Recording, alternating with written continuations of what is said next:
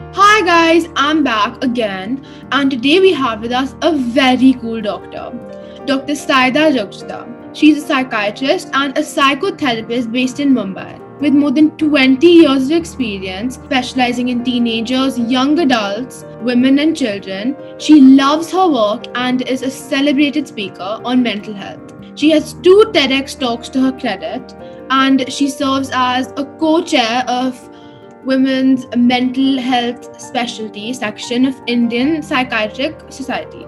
And she has authored many academic articles and chapters and is a keen teacher. Some fun facts about Dr. Jakshida are that she raids her sister's closets for their jobs and she loves fashion and food, but she won't cook and she prefers to get all her news from memes.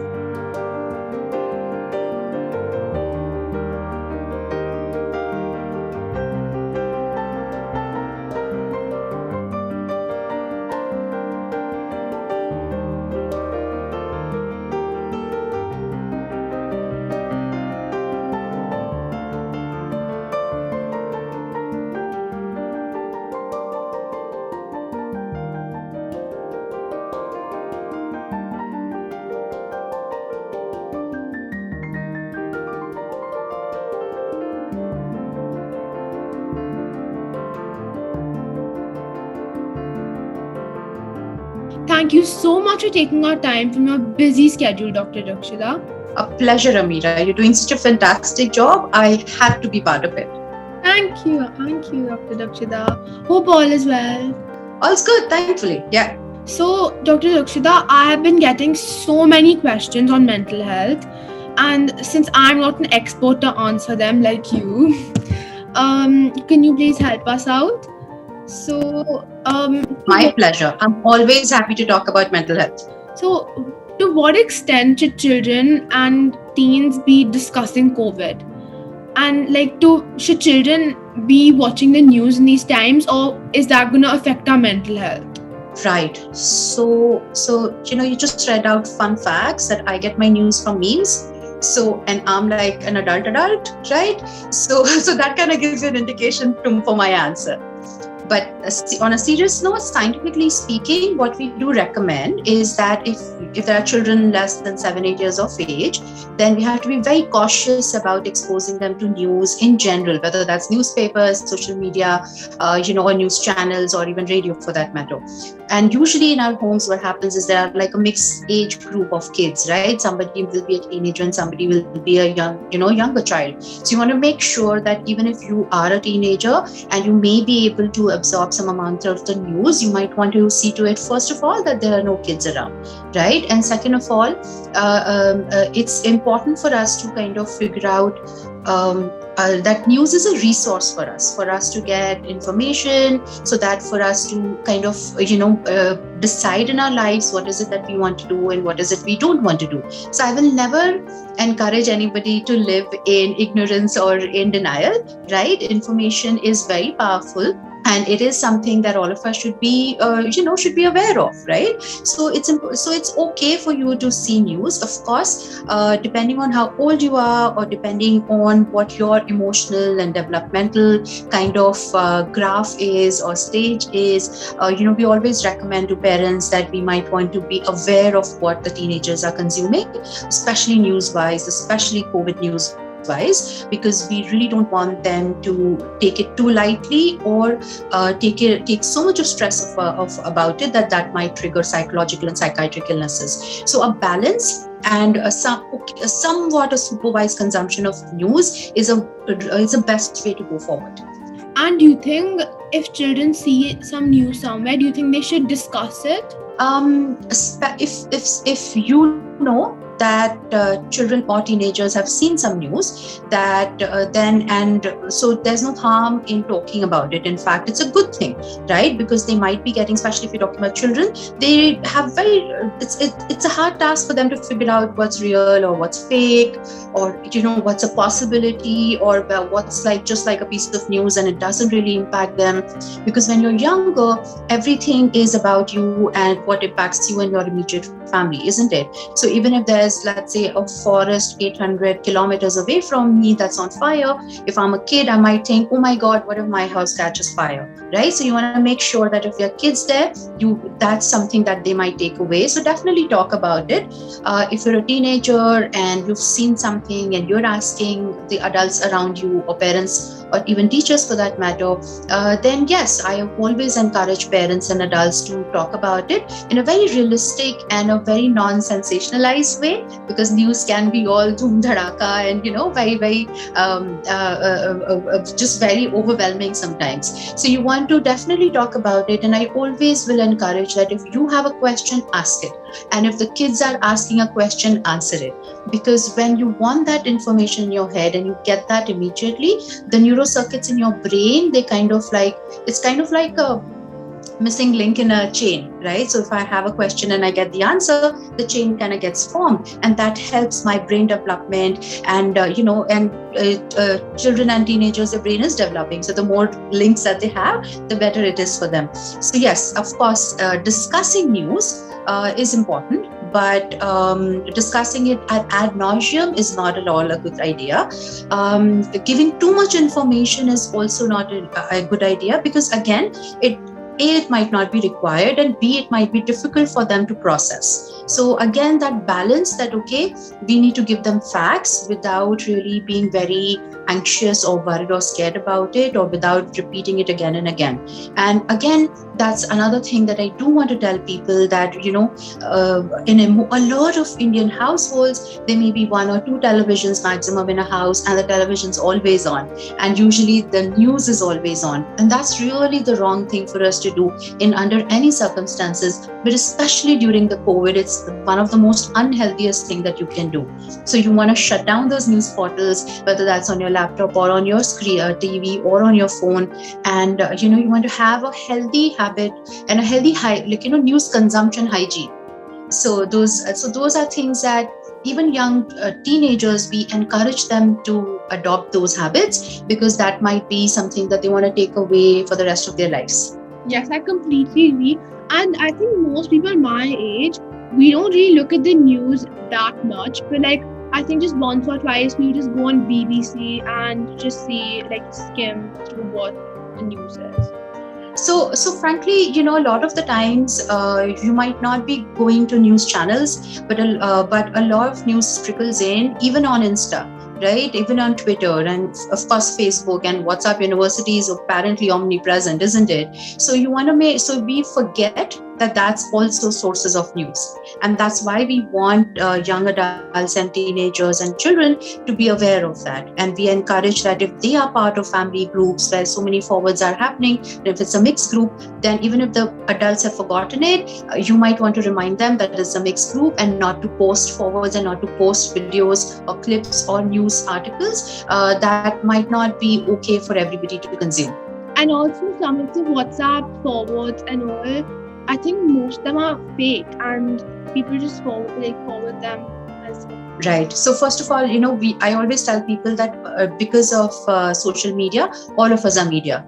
Right? Because if I'm posting something, whether that's my original content or forwarding something, but I'm a content creator, so I need to be responsible for what I'm forwarding. So that whole forwarded as received, I think that's just a very, very lazy and useless kind of thing, and you're not being responsible at all. So if you don't know that something's verified, don't pass it on. Especially, as a doctor, I have this huge beef about people are just talking about this medicine and that medicine and this therapy and that therapy, and that's creating more of a panic that, oh my God, my patient or my family member who's unwell requires this medicine, and then they'll sit and argue with the doctor that this injection is required, and they'll spend thousands and lakhs, which is again not required and not necessary at all. So especially when it comes to treatment part of it, we might not want to share information which is unverified, which is not appropriate for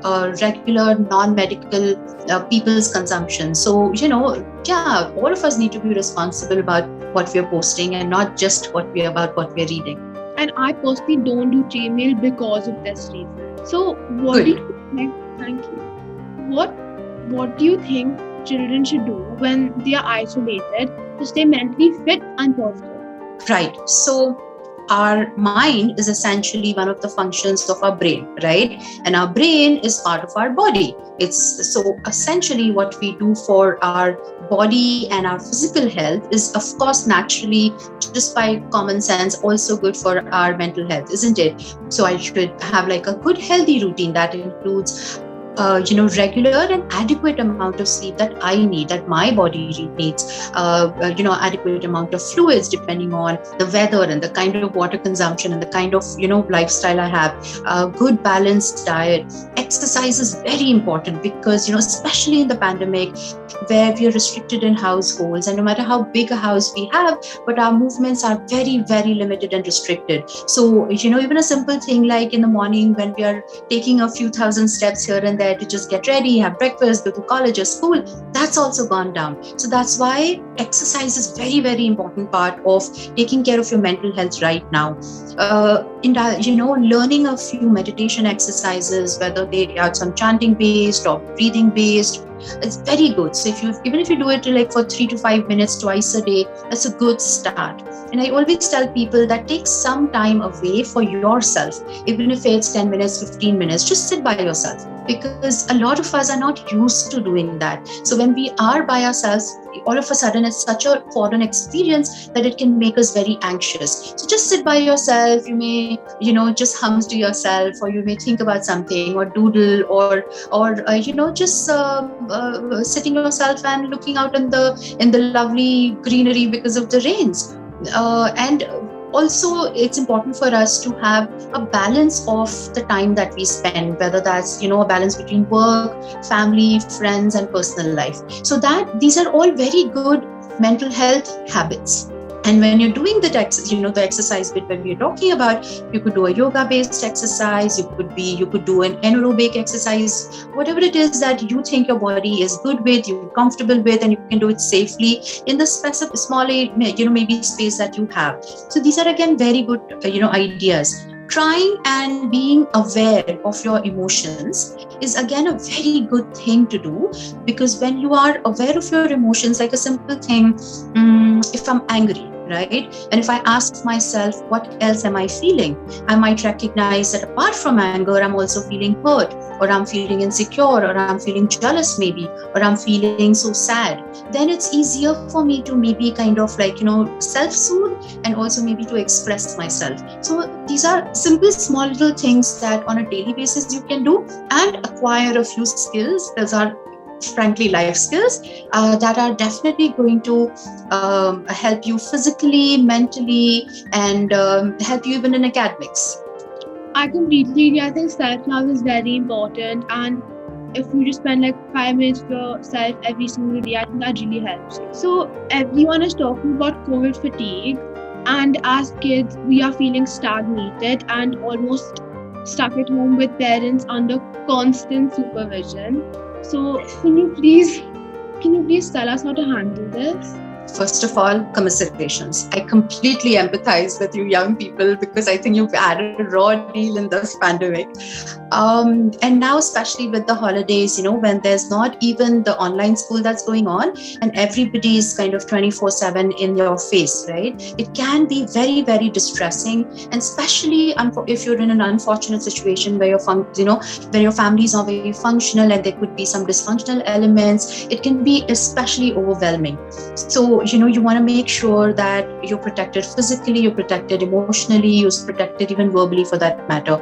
Having said that, what can you do is that if you do have a good relationship with your family and it's a functional family, maybe all of you all sit together, decide that meal times are family time, when none of us get a gadget, nobody's screen is on, and even if you're not talking to each other, we're just having a good silently bonding experience. So that will ensure that the rest of the day we are not forever just checking on each other or butting in each other's business, and we can go about having different parts of our lives, right? So if it's a collective kind of like an effort that we spend enough time with family, so the rest of the days we can give each other some space, that might be okay.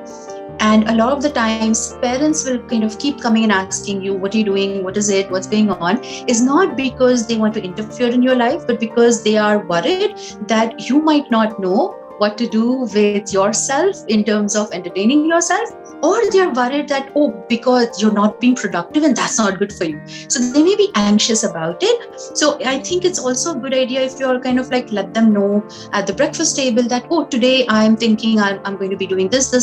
So when they know that, oh, okay, she or he sorted out for today, then they won't really keep looking at you. And if you ask them for help that, okay, today I want to do this, but can you remind me at 4 o'clock about this, please? Or, oh, I'm going for a nap. Can you wake me up at that time, please? So when you're giving them something to do, then they are a little bit more assured that, okay, you're taken care of, or you're taking care of yourself. And also they have something to do. So they're not going to forever hover around you like a helicopter, and they'll be sane as well. And I have a very healthy relationship with my parents, and I think that should, because I tell them like what you're saying, like I like to have them involved with my life. I think that's very important to do, and I think now a lot of more people will know because of that. So it's natural during teenage years for teenagers to kind of be a little bit more isolated and distant and away from their parents. But what I do tell them, and I advise parents as well as teenagers, is that it's a good habit to keep talking to each other, talking to family members. Otherwise, because human beings, like our brain functions on patterns and habits. So if I'm not used to speaking to my family, I won't.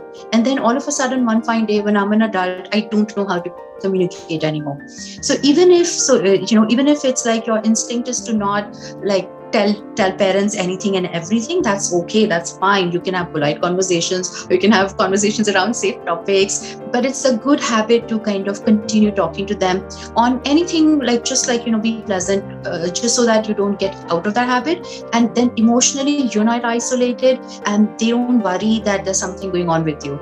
Because one thing you can bank on is that parents are always worried. So I have had a lot of DMs where kids are really worried and stressed about the welfare of their parents and grandparents, because we're hearing of so many deaths, and that's really scary for us. So how should they be tackling with that anxiety?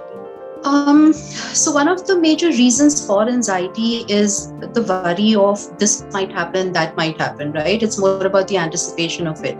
So I think if as a family or as a teenager, if you have certain worries about your parents, go ahead and ask them that I'm worried about this. Are you taking care about this? How are you looking after yourself in this manner? How are you, being cautious about all of this? How can I help? What should I do to kind of like help you all be okay and be better? So when you're proactive about addressing your anxieties and looking for answers so that you can reassure yourself that you don't really have anything to worry about too much, and they're being as cautious as necessary, then that's a good thing. Right? Again, to constantly keep checking on them and rechecking on them is not necessary. And at the same time, you worrying about them might actually worry them more, right? So you also want to make sure that as far as you check in with each other and you're making sure that, okay, everything is okay, that, that, okay, not everybody's going out of the house. Even when somebody's going, they're masked, hopefully double masked. When they come back, they're, taking care of themselves, washing up and all of that, then that's all right. We don't have to constantly kind of keep an eye.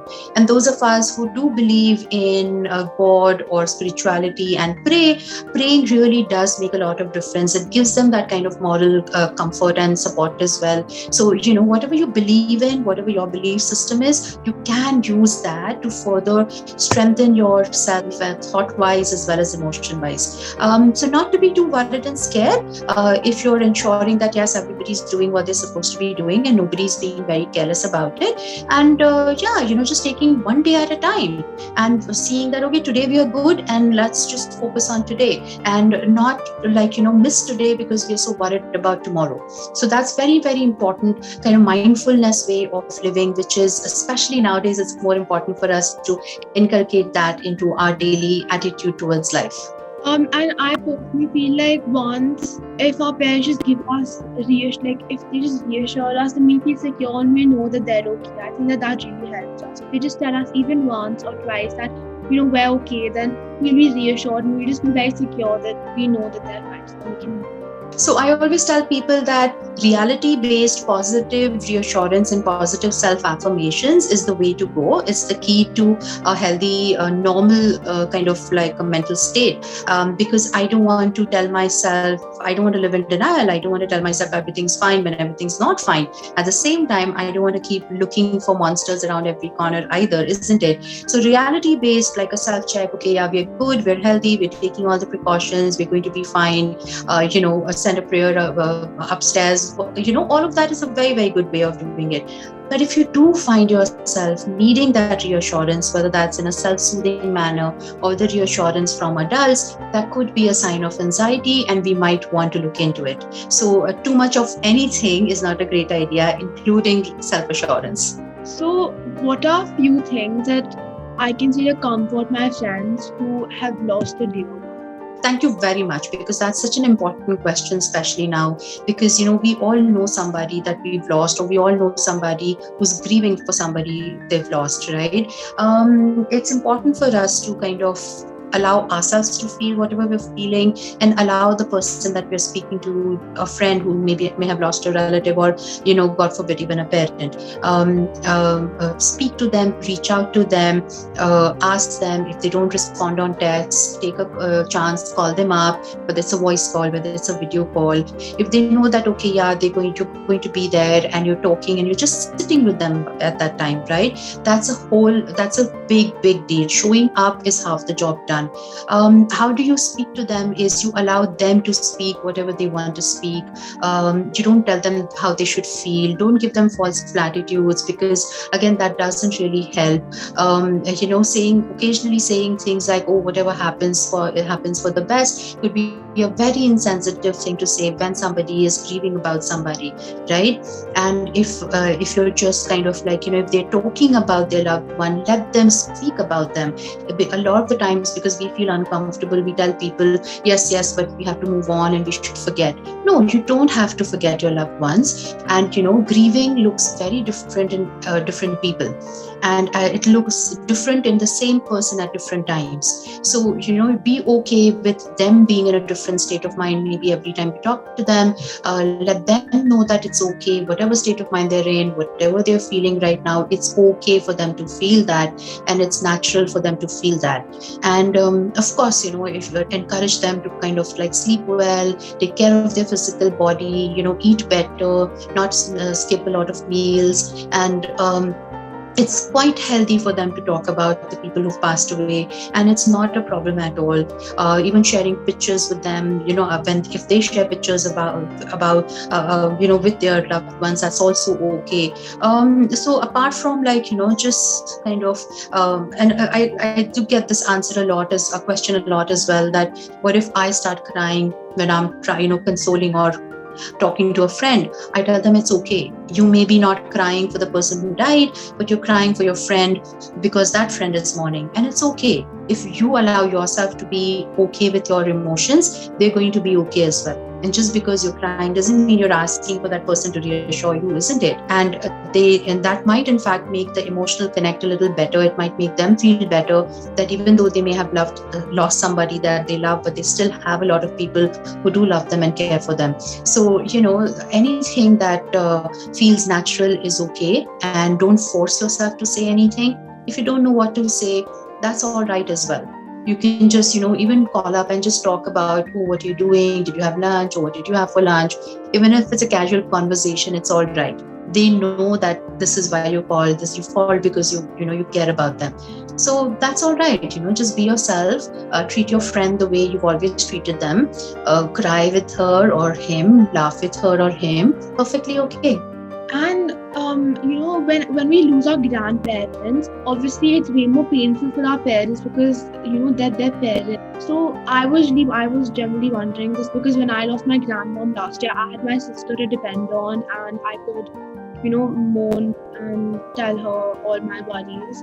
But I wasn't sure if I could talk to my mom about it. So when we lose our grandparents, do you think it's okay to tell our parents what we're feeling? It's always okay to share your thoughts and feelings with anybody, especially your parents. We that's one thing that we don't. We feel that by not sharing, we're protecting them. Even like last week I got a DM. This young teenager lost a parent, and that teenager thought that shouldn't indulge in crying because needs to be strong for the mother. And I was like, no, sweetie, you don't need to do that. Your mom's okay, and she's going to be fine if you cry. Cry on her shoulder, she'll cry on yours. It's perfectly okay. So even if it's your grandmom that your grandparent that you've lost, it's perfectly fine to live that shared experience with your parents, and they'll reassure you, you'll reassure them, and you're going to be stronger together, and you're going to be able to process that grief a little bit more healthier. So yeah, don't hold yourself back, and others won't as well. And definitely you can be there for each other and speak to each other. There's no such thing, don't talk to this one or don't talk to that one. So, how do you determine that the environment you're in, environment being your parents, your siblings, your teacher, your friends, how do you determine whether you're like in a toxic environment? So, there, unfortunately, like we just said earlier, that there are a lot of families which are dysfunctional, right? They're dysfunctional because either they don't know how to express emotions, or they express only negative emotions, or there's very harsh kind of treatment with each other, whether that's physically or verbally, unfortunately. Or there could also be neglect. When we talk about toxic, we don't really think about the neglect part of it. We only think about the active aggression that we might, or negative thoughts and a behavior that we see. So these are like, if you feel that okay, there are people in your house or your family or even your loved friend circle where somebody is constantly kind of pulling you down, constantly making fun of you, picking at you, you feel bullied. And suppose even if you've told them that don't do this, that makes me feel this way, when you do this I think like this, and it makes me feel like that, so I don't want you to do this. Even when you're expressing yourself so clearly without making the other person defensive, and they continue to do something, that that okay, yeah, it is definitely time for you to set your boundaries and see to it that they don't cross those boundaries. Unfortunately, when it's your parents or siblings or other extended family that you're living with, and if that environment is a little toxic, it can be a little bit more challenging, especially for teenagers, because people are minor and they're still living in the same house, and they don't even have sometimes space enough to go and sit away from them for a long period of time. In those cases, maybe if you have access to maybe a school counselor, or access to like another family member who's trusted, and maybe if you share with them, then they might also be able to kind of help, talk to the parents, bring about certain changes. Because once you recognize that it's a toxic environment, what you do, right? I don't want you to feel helpless. It's not as if I've recognized it's a bad environment, but I'm stuck here, and that might in fact trigger depression in you. So we don't want to do that. So try and help yourself. You have to know that it's not your responsibility to change them or the situation, but whatever you want to do to protect yourself, even if that means taking some help to change the environment around you, go ahead and try and do that. No problem at all. But of course, if there is abuse of physical, sexual, of other kinds, you must kind of protect yourself. There are child service helplines available. We have authorities that are responsible about all of this. So you do want to protect yourself, and your first responsibility is to see to it that you remove yourself from danger. So depending on the level of unhealthy environment and level of abuse that they may be, there are different things that we should do and we can do. And the child helpline number in India is 1098, and the police number is 100, right? Absolutely. I'm so happy to know that you know that already. And, and I just like you, thankfully, we have a lot of really woke and educated and informed teenagers and young adults. And I think we do need to know and make each other aware of the resources that are out there, so that in case if we need them, we know how to reach them. In our school, we had an entire conversation about all of this, but not all schools provide all talk about this. So I think it's very important for, if someone knows the child helpline number and the police number, I think it's very important to share, and I think that'll really help. Are there any movies, books, or YouTube channels for positive reaffirmation that you would like to share with us to make us feel more positive and secure? So again, there it has to be very age appropriate, right? And there are a lot of books that are available for teenagers to read for personal development in terms of their emotional health and improving their emotional quotient, and making them more mindful. So there are a lot of books that are based on mindfulness style of lifestyle, which is again something that we can you can look into and you can buy. As far as movies and everything is concerned, if we're talking about fiction, again there are a lot of different kind of genres, and depending on what is it that you want to watch, though there are we want to make sure that we also talk about use of substance like smoking and alcohol and weed, because again during the lockdown that's happening. So if you do see a documentary, I would urge you to see the age that's appropriate, and if it's not appropriate, don't watch it, because young adults and teenagers, they do feel as if that they know everything, so it's okay for them to watch, even if they are not 16 plus, it's okay for them to watch 16 plus things. But you want to protect yourself by not viewing material that is not age appropriate. So it's not because we want to treat you as children, but we also recognize that your cognitive development of your neurodevelopment of your brain has not probably reached a level where you may be able to process the information in a healthy manner, which is more helpful than harmful. So you want to definitely be responsible about yourself in that sense. As far as, like I said, books are concerned, I always encourage that even if you're reading a fiction book, take a lot away from it, right? Even if it's grammar, even if it's spelling, even if it's like when you're reading a story, try and empathize with it. And when you identify with the character, try and figure out why, what makes you feel, what are you identifying with? And if it's a good characteristic or a good quality, how then can you use that for your advantage? Taking the example maybe of the movie or a drama or a book that you're reading. So it doesn't matter, in fact, like what you're reading. So I'll tell people that even if you're reading Archie comics, there's a lot to learn from there as well. So whatever it is that you find entertaining, that's also okay, and you know that it can also be informative. I completely agree with you. And like you said, that whenever all of my friends, most of my friends are very naive and vulnerable.